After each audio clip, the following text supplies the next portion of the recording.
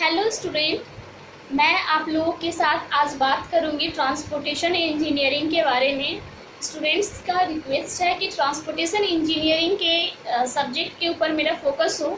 Basically मैं diploma college की lecturer हूँ, तो मेरा कंसर्न हमेशा डिप्लोमा के बच्चों के साथ रहता है। बट मैं कोशिश करती हूँ कि डिप्लोमा के बच्चों का syllabus as well as BTech के भी सिलेबस को मैं कवर करूँ। तो मैं आज शुरू करूंगी ट्रांसपोर्टेशन इंजीनियरिंग के चैप्टर्स। प्लीज़ स्टूडेंट्स मेरे चैनल को लाइक, शेयर एंड सब्सक्राइब करूंगी। सबसे important topic horizontal curve. Horizontal curve क्या जो मीनिंग है पहले समझते हैं कि हम इसे हॉरिजेंटल कर्व क्यों बोलते हैं, इसे किसी और नाम से क्यों नहीं बोलते। हॉरिजेंटल प्लेन मतलब आप समझ सकते हैं एक प्लेन में बात और हॉरिजेंटल है। सपोज दैट ये हमारा एक प्लेन है, ये हॉरिजेंटल प्लेन है, ठीक है। तो हॉरिजेंटल प्लेन में जो हम कर्व प्रोवाइड करते हैं that curve is known as horizontal curve. लेकिन उससे पहले हम जानते हैं कर्व क्या होता है। सबसे पहले हम जानते हैं ये हॉरिजेंटल प्लेन है, ये देख सकते हैं, this is called horizontal plane, ठीक है। प्लेन, ये हॉरिजेंटल प्लेन है, सिंपली ये हॉरिजेंटल प्लेन है। लेकिन कर्व, इस हॉरिजेंटल प्लेन में अगर हम कर्व प्रोवाइड करते हैं तो क्या होगा।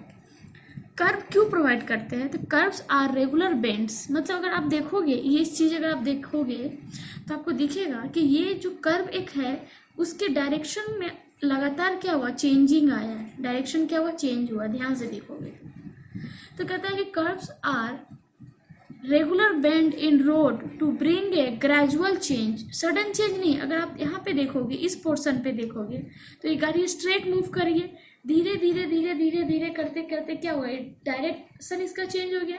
तो ग्रेजुअल है, gradual change of direction. Curves provided in the horizontal plane are known as horizontal curve.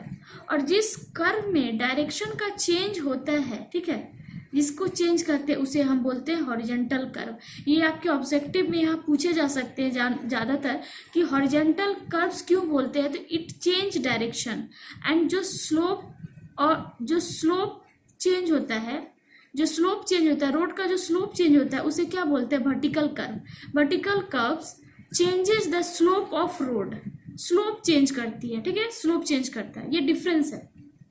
अब हम बात करते हैं डिटेल्स में कि हमारा एक रोड है जिसको मैंने दिखाने की कोशिश की है। इससे पहले जो पोर्शन है आप चाहो तो देख सकते हैं, ये स्ट्रेट था और धीरे धीरे ये क्या कर्व लिया है, कर्व लिया है। तो जब गाड़ी हमारी कर्व में मुड़ती है तो गाड़ी की टेंडेंसी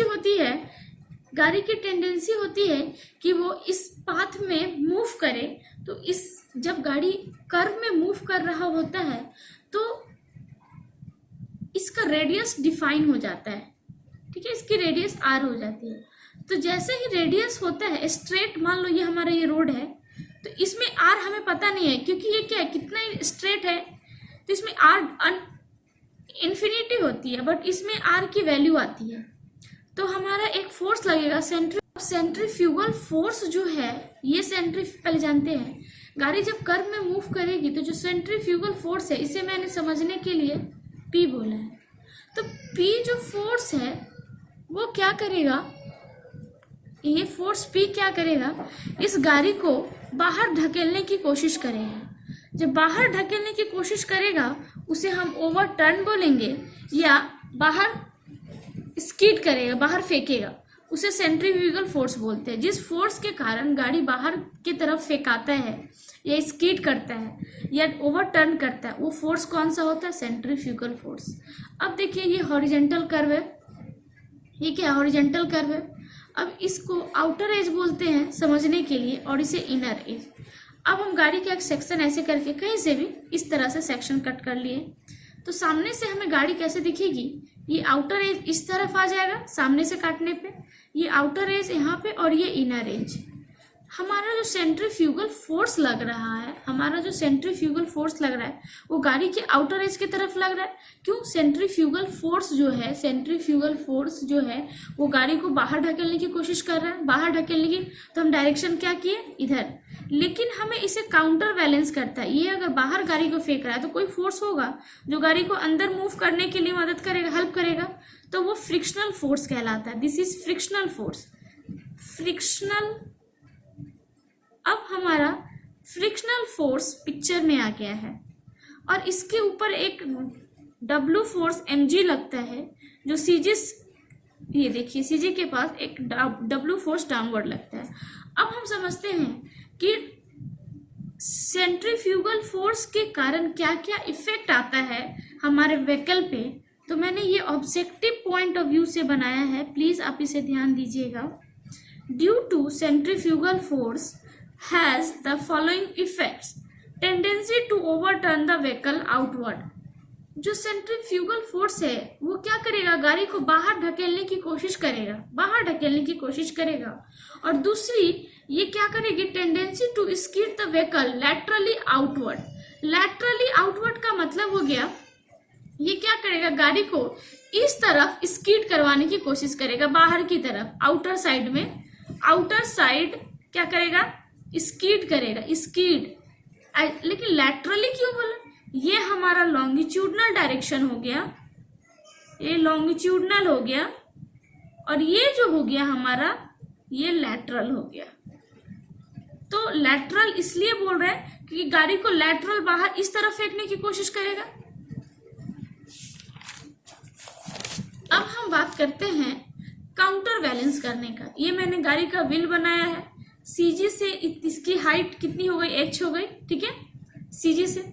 और ये जो मैंने मान लिया, ये एजम्पशन है कि व्हील के सेंटर टू सेंटर डिस्टेंस को मैंने b माना है और इस सीजी से इस सेंटर के सेंटर से b/2 हो गया। ये इनर एज है, ये आउटर एज है। अब देखिए ये गाड़ी जब कर्व में मूव कर रही थी, ये कर्व था, तो गाड़ी जब कर्व में मूव कर रहा था तो गाड़ी को ये कोई बाहर फोर्स, सेंट्रीफ्यूगल फोर्स जो था वो बाहर ढकेल रहा था, लेकिन फ्रिक्शनल फोर्स जो था वो अंदर की तरफ इसे बचा रहा था। तो ये इनर एज का केस हुआ, ये आउटर के आउटर हुआ। तो ये सेंट्रीफ्यूगल फोर्स जो है वो सेंट्रीफ्यूगल फोर्स और परपेंडिकुलर डिस्टेंस मिलके इसे बाहर ढकेलने की कोशिश करेगा। तो ये क्या कर रहा है, गाड़ी को इस तरफ एंटी क्लॉकवाइज ढकेल रहा है।